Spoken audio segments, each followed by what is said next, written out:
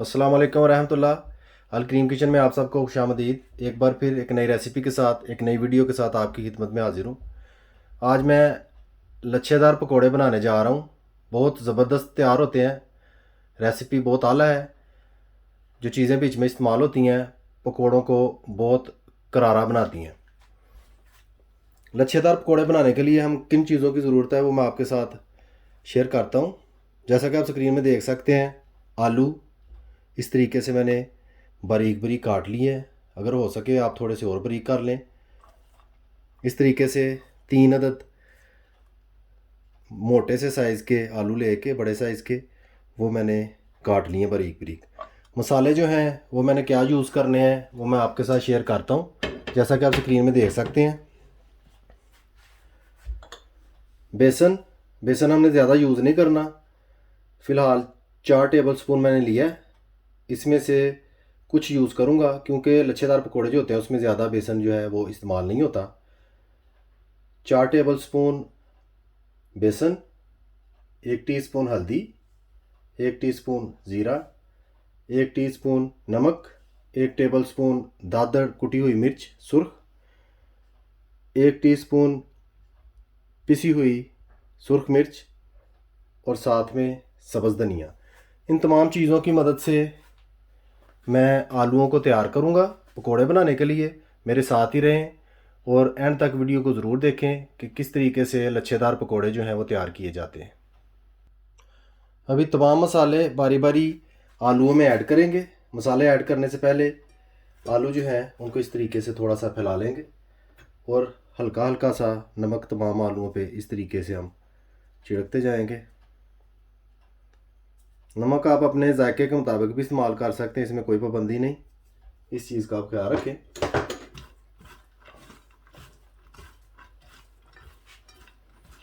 अच्छी तरह से नमक जो है वो मिक्स कर लेना है।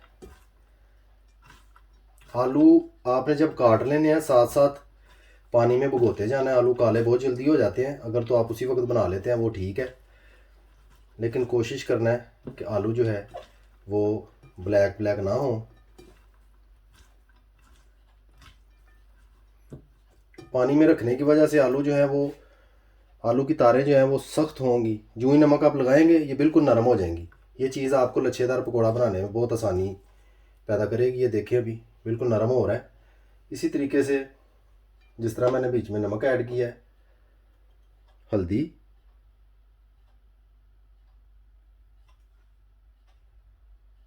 सुर्ख मिर्च,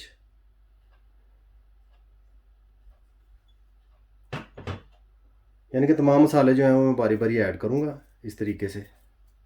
दादड़ मिर्च, ज़ीरा। इंशाल्लाह जब आप बनाएंगे आपको बहुत मज़ा आएगा। ये बहुत ज़बरदस्त तैयार होते हैं। सब्ज़ धनिया,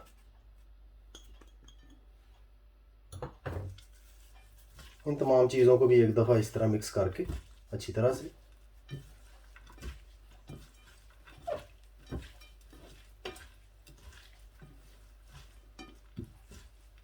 कुछ देर के लिए आपने छोड़ देना। तकरीबन 5 मिनट के लिए इसी तरह मैं पड़े रहने दूंगा ताकि नमक जो है वो अच्छी तरह से मिक्स हो जाए, आलू अपना पानी छोड़ लें। इसके बाद हम बेसन मिक्स करेंगे।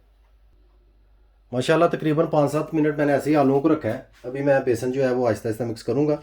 आलू जो है वो बिल्कुल नरम हो चुके हैं, यानी कि इस तरीके से जब आप पकोड़ा बनाएंगे आलू बिल्कुल जिस तरह मूली कंडा होता है उस तरीके से ये नरम हो चुके हैं। आसानी से पकोड़ा जो है वो बन जाएगा।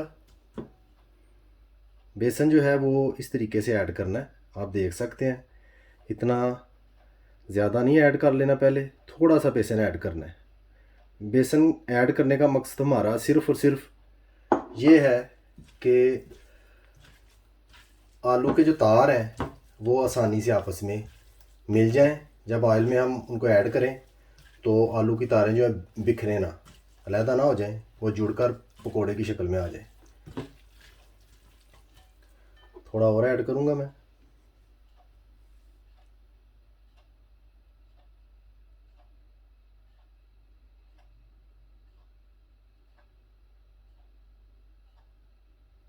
इस तरीके से बेसन जो है ऐड कर लेना है।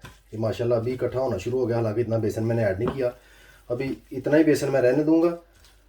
आप अगर चाहें अपने हिसाब से बेसन ज़्यादा ऐड कर सकते हैं, लेकिन अगर आप चाहते हैं कि लच्छेदार पकोड़े बने सही तरीके से तो बेसन जो है वो कम ऐड करें। अब इसी तरह पड़ा रहने दूंगा मैं इसको कुछ देर के लिए। उसके बाद पकोड़े जो हैं वो हम फ्राई करना शुरू करते हैं। माशाल्लाह ऑयल गर्म हो चुका है, अभी हम पकोड़े फ्राई करना शुरू करते हैं। सबसे पहले इस तरीके से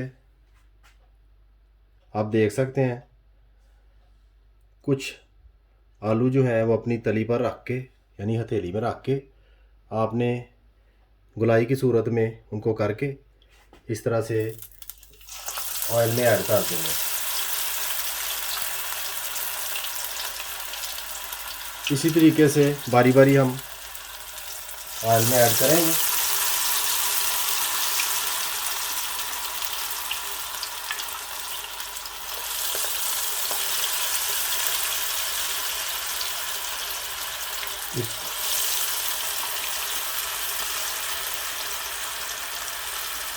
माशाल्लाह आलू जो है बहुत ज़बरदस्त नरम हो चुके हैं। जैसे आप चाहेंगे आपके पकोड़े वैसे ही तैयार होंगे।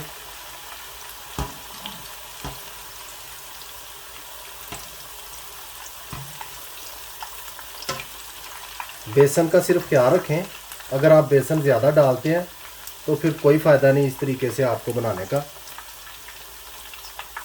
नॉर्मल पकोड़े जो होते हैं वो बेसन ज़्यादा डालकर बनाए जाते हैं, लेकिन लच्छादार जो पकोड़े हैं उनमें बेसन इतना यूज़ नहीं होता, क्योंकि इनकी खूबसूरती ये होती है कि आलू की जो तारें हैं वो नुमाया रहें, वो बेसन में छुप ना जाएं। इस चीज़ का आप ख्याल रखें। माशाल्लाह आप देख सकते हैं बखूबी पकोड़े हमारे जो हैं वो आहिस्ता आहिस्ता तैयार हो रहे हैं।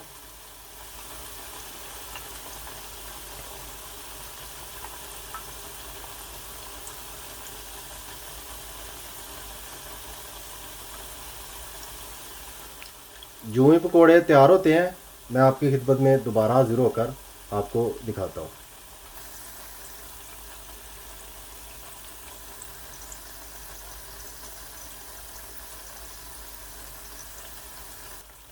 माशाल्लाह जैसा कि आप देख सकते हैं पकोड़े जो हमने ऐड किए थे वो हमारे बिल्कुल तैयार हो चुके हैं, बहुत ज़बरदस्त तरीके से तैयार हुए हैं। इनकी खूबसूरती यही है, ये जो तारें इनकी आप देख रहे हैं ये इसी चीज़ से खूबसूरत लगते हैं। इंशाल्लाह आप बनाएंगे तो आपको इसका बखूबी अंदाज़ा हो जाएगा।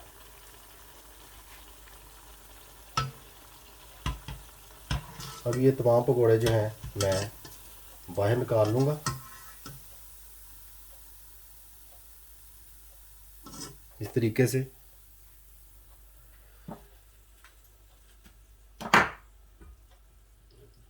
और नए पकोड़े जो हैं वो बीच में मैं ऐड कर दूँगा इसमें।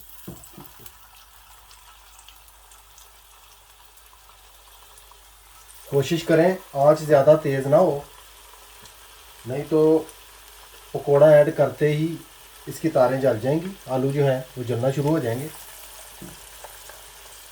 उससे टेस्ट में ख़राबी आती है। ऑयल गर्म करके आप आंच को हल्का करें और उस पर बनाएं।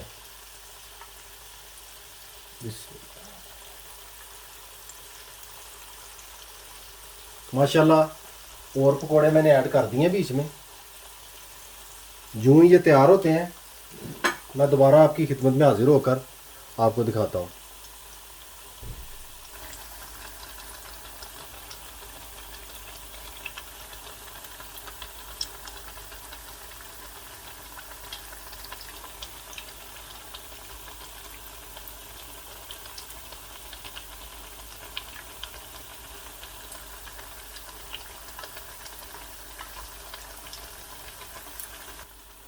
माशाल्लाह पकोड़े हमारे ये भी रेडी हो चुके हैं। अभी इनको ऑयल में से निकाल कर डिश आउट करके आपकी खिदमत में हाज़िर होता हूँ। माशाल्लाह अल्हम्दुलिल्लाह लच्छेदार पकोड़े जो हैं वो बनकर बिल्कुल तैयार हो चुके हैं। जैसा कि आप स्क्रीन में देख सकते हैं, बहुत ज़बरदस्त तरीके से तैयार हुए हैं। आपको बखूबी स्क्रीन में नज़र आ रहे होंगे। इसी तरीके से आप भी ज़रूर ट्राई करें। नहायत क्रिस्पी तैयार होते हैं।